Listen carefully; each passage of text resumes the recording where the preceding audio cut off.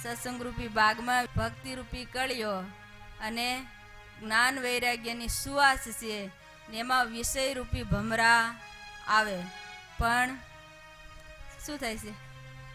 વિઘ્ન ન કરી શકે ત્યાં જ જ્યાં સત્સંગ એવો હોય, જ્ઞાન રૂપી વૈરાગ્ય રૂપી સુવાસ પ્રસરેલી હોય અને એવી ભક્તિ રૂપી કળીઓ ખીલી હોય, તો આવો જ્યાં સત્સંગ છે ત્યાં વિષય આવી શકતા કે અડી શકતા નથી.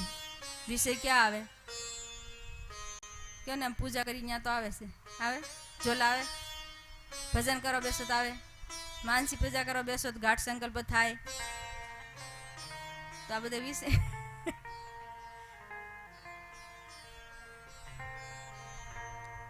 જ્યાં આપણે ભજન કરીએ છીએ, માનસી પૂજા ધ્યાન કરતા હોય કે માળા કરતા હોય કે પૂજા કરતા હોય, તો ત્યાં પણ કાંઈ ઇન્દ્રિયો અંતઃકરણ મન રૂપી ક્યાંય ઘાટ સંકલ્પ થયા અને ક્યાંય દેહ ભાવ આવ્યો, આ બધા શું છે? વિષય છે.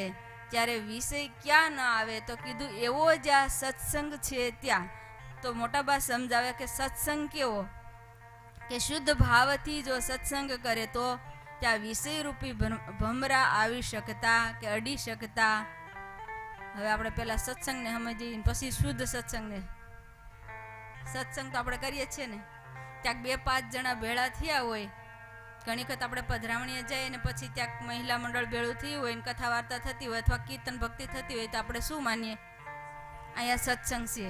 અથવા તમે પણ બોલતા હોય ને કે બેન અમારે ઘરે સત્સંગ રાખ્યો, તો સત્સંગમાં શું હોય? થોડી વાર કીર્તન ભક્તિ થાય, ધૂન બોલાય ને કથા વાર્તા થાય, આને કહીએ સત્સંગ.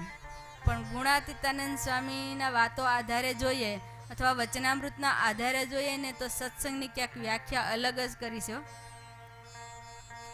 હવે ગુણાતીતાનંદ સ્વામીએ 5 થી 6 વ્યાખ્યા કરી છે કે સત્સંગ કોને કહીશું?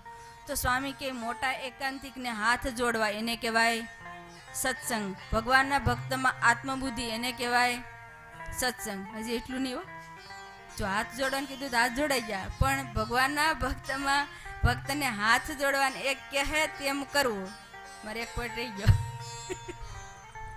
તેને કહેવાય સત્સંગ. અને ભગવાનના ભક્તમાં આત્મબુદ્ધિ કરવી એને કહેવાય સત્સંગ.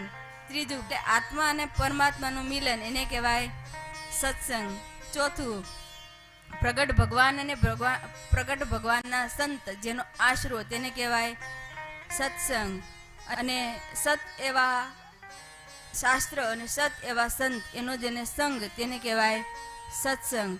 છઠ્ઠું સંત અને તેને વિશે જેને સદભાવ તેને કહેવાય સત્સંગ.